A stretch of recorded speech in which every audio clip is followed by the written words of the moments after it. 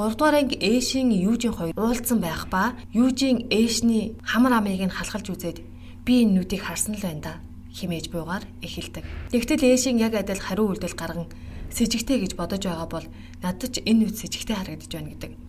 Южин Эшнээс чи хинбэ гэхэд Эшийн харин хүнд хамааралгүй хэрэг. Харин чи хэм билээ? Дээрэмч нү? Ардын цэрэг үү? Гэхэд Южин тийм бол хамтрах гээ юу гэхэд Эшийн та энд юу хийдэг юм? Төлөөлөгчийн үүрэг гүйцэтгэгч гэхээр хэлмэрчээс дээр байлгүй дээ гэхэд Южин энд би асуун та одоо яв хэмээн түүнийг явууллаа. Южин орчуулагчаас энэ ахвай гэд дуудуулаад байгаа бүсгүй яг хин юм бэ? Хэн болоод бүгд түүнийг хүндлээд бүгд түүнд туслаад байгаа юм гэхэд өнөөх орчуулагч энэ бол маш нэр хүндтэй гүү гэр бүлийн бага охин. Өвөөг нь Гүсэн гэдэг бөгөөд хааны зөвлөх. Гэхдээ зүгээр нэг зөвлөх бус шулуун шудраг гэдгээрээ алдартай. Их өсвөлөнгийн үед өөрсдийн хөрөнгөөрөө хүмүүсийг хооллож байсан учраас Жосооны хүн бүр тэднийд амиараа бүртээ. Авхай бол гадаад ертөнцийг мэдэхгүй ч түүнд энэ улсын хүн бүр хайртай. Тэр бол язгууртан эмэгтэй гэж хэлв. Эшийн зард туслахуудаа дагуулan Сөүлд сүүлийн үед алдартай болоод байгаа Америк хатуу чихрийг идэж үзэхээр явцгаана. Тэр өөрийн туслахуудад тун сайн ханддаг байлаа. Энэ залуу бол Думмэ. Тэр мал нэдлэгчийн хүү болон мэндэлсэн. Тиймээс үргэлж бусдад дормжлуулдаг байлаа. Түүний аав ээж хүлцэнгийн хүмүүс байсан бол тэр зүрх сэтгэлгүй харгас нэгэн болж өссөн байлаа. Баг багт нь тэдний гэр бүлийг зовоож байсан хүмүүсээс хариугаа авна. Зогтож явсан нэдлэгчийн хүү иргэн ирж ирэх хэрэгтэй хэрцгий нэгэн болж хэмээн хүмүүс ярилцсан. Тэр өдгөө энэ хавийг хариуцдаг якуза нарын толгойлогч болжээ. Түүний дор ажилдаг якуза нар Эшний тухай зөв бусаар ярина. Думмэ өсөрч очин тэр хоёрыг завчлаа. Үүнийг харсан хамаан ахвай нүдэн ахвай ийм муухай зүйл битгий хар гэснэ. Тэр чин таны авардаг өнөөх дамнуурах чинь биш үү гэж хэлв. Юужийн хэлмэрчийн хамт хоол идэж өнөөх хэлмэрч харлуу бүлгэн буюу Думмэгийн талаар ярьж байтал гинтэл якуза нар гарч ирэн хоолойд нь сэлэм тулгаад дагаад яв гэв. Хэлмэрч яг ингэж гинэт гарч ирдэг байхгүй юу хэмээн ярихад Юужийн энэ тэгээд харлуу бүлгэм юм уу гэхэд эрхмээ ингэж чанга ярьж болохгүй гэхэд бүлгмийн хүмүүс хэлмэрчийг авч явна. Араас нь Юужийн даах гэд өнөөх залуус чи яагаад дагаад байгаа юм бэ гэхэд Юужийн ердөөл нэг зүгт явж байгаа төдий зүгээр явдаа гэхэд залуус сэлэм гаргахад Юужийн бууга гарган надад ч бас байгаа шүү гэснээр хэлмэрчийг тэднээс салгаж авна. Тэгээд Юужийн тэднэрт англи хэлний хэлмэрч яралтай хэрэг болсон бололтой. Зам за яагаад хэрэг болсныг нь харцгаая гэхэд хэлмэрч тэгвэл та урд гараад яв. Би араас чинь замзай гэснээр тэд хурж очино. Тэгээд Думмэтэй уулзаж яагаад хэлмэрч хэрэг болсон тухай хідэн үг солиод ерөнхийдөө Думмэгийн царайг тогтоогоод хэлмэрчийг сайн туслаарай гэж хэлээд орхиж явдаг. Хөөхий хэлмэрч орилсоор үлдэнэ. Логан гэх нас орсон Америкт байсан чухал бичиг баримт алга болсон. Тэрхүү бичиг баримтыг Америк, Япон, Солонгос гэсэн 3 улс хайж байлаа. Юужийн баг байхад өөрт нь тусалсан варчныг хайхаар завны газар ирдэг. Тэгэхдээ Эшинтэй таарч тохиолдлоор гэх юм уу түүний завчин хийхэр болдог. Эшин Юужинийг Исан дээр дагуулan ирнэ. Юужийн түнд тусалж байсан үеийг сэтгэлдээ санана. Харин Исан түүнийг танихгүй байлаа. Юужийн та яг л хിവэрэ байх шүү. Хийдэг ажлаа хийгээд л нэх өгшөрч үгүй бололтой гэхэд чи хэм блэ гэв. Юужийн тэр үед надад дээрлэхүү хандчихад одоо яагаад хүндэтгэлтэй хандаад байгаа юм бэ? Би тийм хүндэлмээр болжоо гэхэд варчин энэ хүнийхтэй хэмээн. Исаныг Эшинтэй юм ярьж байхад Юужийн өвгөн рүү харж инээсээр л байлаа. Өвгөн чи яг яажгаа жумлаад байгаа юм бэ? Инээдтэй юм байгаа мó? Тэгвэл хамт инээлтэй юу юм гэж хэлв. Юужийн энэ удаа өөрийгөө хин гэдгийг хэлсэнгүй. Ингээд вар авъя гэхээр түүнд зарсангүй. Харин Эшинд буудлагада ашигладаг варнуудыг нь өгнө. Ихийнх нь хагарсан, цуурсан аяг гэдгийг харсан Юужийн наад аяганд чинь юм хийж болохгүй. Чи анчинтай дотно гэхээр буудлагын бэлтгэл хийдэг бололтой гэхэд Эшин юу яриад байгаа юм? Тийм юм байхгүй. Би тийм зүйл мэдчихгүй хэмээн булзна. Тэгээд Эшин чи энд яах гэж утсан юм? Вар авах гэж лав биш байсан гэхэд Юужийн түүнийг харах гэж л очсон. Бисээ таньдаг юм шиг харагдаагүй дээ гэхэд Юужийн тэр л намайг мартчихсан хэрэг гээд гоёлоо тэмдрэх Эшинээс ийм гоёл хэд гэдэг юм 30 жилийн өмнө байсан бол гэхэд Эшин нэг том уут будаал байх байсан болов уу гэхэд Юужийн ээжигээ санана. Эшин шинэ үетэй буюу орчин цагтаагаа хөл нийлүүлэх хүсэлтэй. Энэ удаа тэрээр гутал авах талмаар гал тэргэнд суухаар болжээ. Туслахуудаа ч мөн аваад явна. ахад хэл гэхэд хамаан маш их баярлах бөгөөд шинэ хувцас авах хэрэгтэй гэж ярина. Тэгээд гараад Абомт хэлтэл өнөөх нь тэрийг чинь Япончууд хийгээ эздээ гэхэд хамаан тэгсэн ч гэсэн чусан хүн жолоодож байгаа. Чамд өөр нь өөр аятайхан хувцас байхгүй юм уу гэхэд Абом дулаахан байвал болно эздээ. Энд чинь л би гэв. Хамаан мөнгөө хайшны хийжигдэх хүн бэ гэхэд Абом цуглуулж байгаа. Чамд хэрэг болвол гэхэд их л маягтай жуумалцсана. Торгон хувцас л гоё юмсан мөнгө зэлчих гэдэг. Энэ хоёр олон жил нэг айлд зарц хийсэн тул би биедээ энэгшин тасжээ. Ээшийн гутлынхаа хэмжээг өгч байтал Юужийн санаас нь гарч ирнэ. Тэгээд Юужийн энд удах болохоор хувцас авах гэтэл ээшийн сайхан цохиж байна гэхэд Юужийн энэ хослол ямар өнгөтэйг мэдэхгүй байлтай гэхэд ээшийн чамд хар хөхөн сайхан цохино. Наадах чинь яг л зараа шиг харагдаж байна гэж хэлв. Тэгээд Юужийн чи Америкт амьдардаг. Би чамаас нэг юм асууж болох уу гэхэд Юужийн юу юм асуул та гэв. Лов гэж юу юм гэж асуулаа. Юужийн тэрүүгээр яах гэсэн юм гэхээр ээшин хийж үзмээр байна. Сонсохны хэрэгэм зэрэгээс ч дээр зүйл шиг санагдсан гэж хэлдэнэ. Тэгтэл Юужийн тийм л дээ. Гэхдээ ганцаараа хийх боломжгүй. Хамт хийх хүн хэрэгтэй гэхэд ээшин тэгвэл надтай хамт хийх үү гэж асуухад Юужийн шок.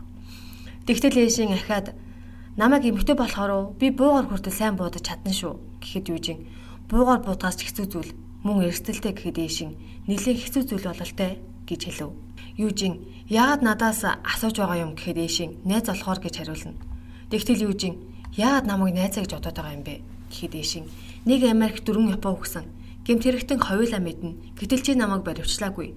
Өөр шалтгаан байгаа юм уу гэж асуув. Тэгтэл Юужийн яагаад буудсан юм гэхэд ээшин Жусоны нэр хүндийг унгаасан болохоор. Харин чи яагаад буудсан юм гэхэд Америкийн нэр хүндийг унгаасан болохоор.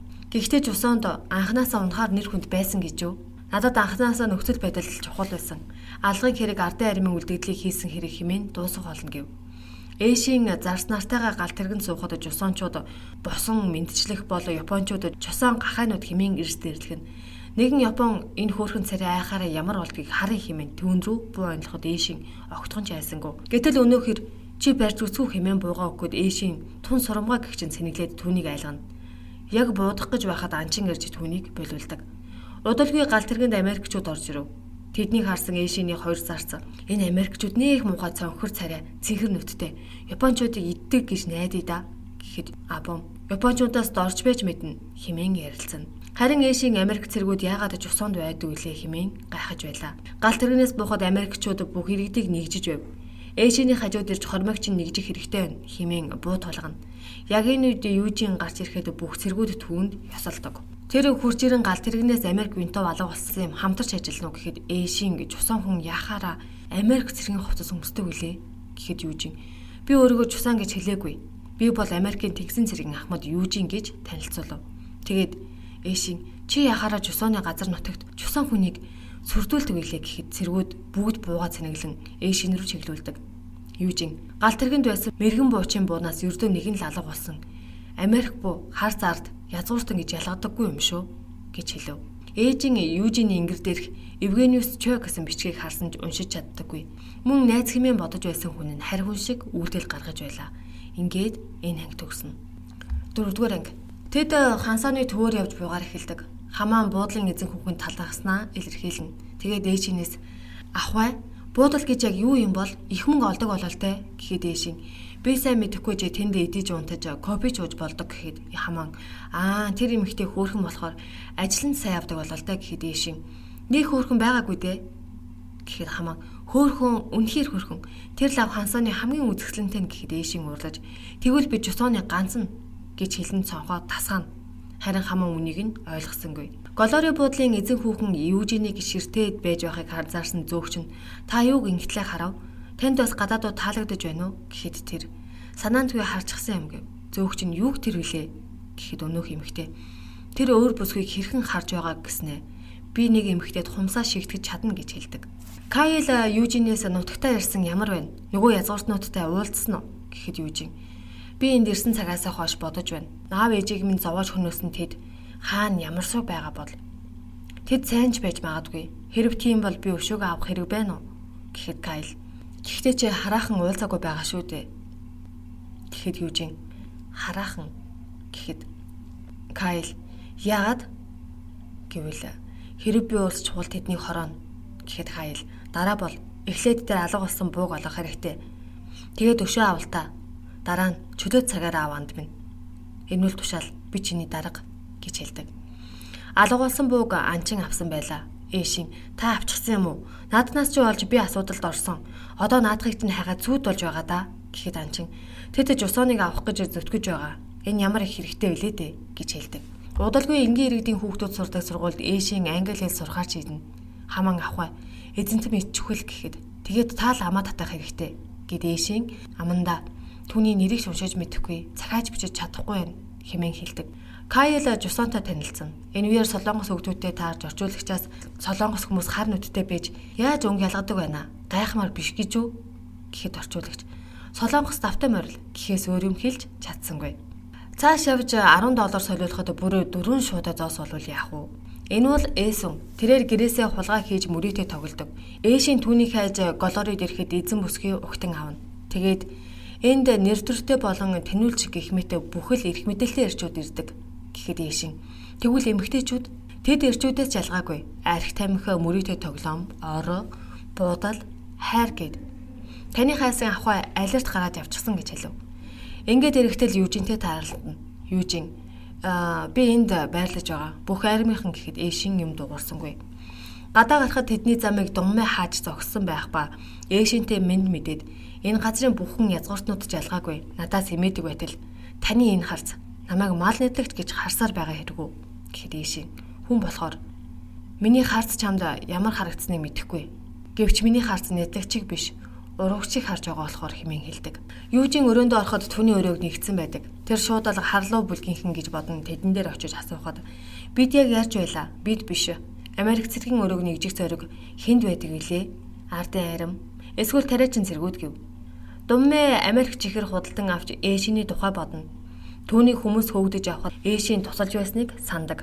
Америкчууд буу хулгайлсан хүнийг хайсаар тухайн өдөр гал тэргэнд явсан хүмүүсээс ам зураг гаргуулна. Гэвч жусончууд жинхэнэ хэрэгтэн бус Япон цэргийг зааж өгсөн байв. Кайл Южинтэй жусон хүмүүсийн нүдний талаар ярилцсан явж байхад нэгэн ядуу хүү эгчид минь туслаачтай хэмээн уйлж байв. Кайл өнөөхөө туслая. Зэвсэг болохоор ямар нэг юм ол хэмээгээд цааш явна. Харин Южин туслахыг хүссэнгүй. Өнөөхөө Южинаас "Гуй, та туслахгүй бол эгч минь үхэн" гэхэд өөрийнхөө багнасыг дурсаж туслахаас өөр аргагүй хүрдэг. Хүүхдүүдэд тусалж хаад явж байхдаа өстөнд дайснаа хардаг. Тэгээд тэр би санана гэж бодоогүй. Мөн хараад таньж гэж бодсонгүй гэж хэлв. Энэ залуу бол Жусоны хамгийн чинэлэг айлын хүү буюу Южиний өстөнд дайсны хүү Ким Хисо. Тэрээр бас л голорид буусан ба салхилж аваад Южинтэй таарж энэ нэлен цэцгийн минь сууд байсан юм. Одоо буудал болжээ.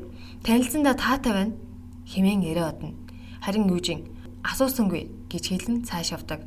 Энэ хоёр одоохондоо бие биенээ мэдэхгүй байгаа. Южин багнасаа ээж аваасаа салсан өдрөө бодон сун. Тэр хөлсний алуурчдаас мөнгө хүлэгчэд болсон нөгөө хоёр дээр очиж юн овгийнхны тухай мэдээлэл авна.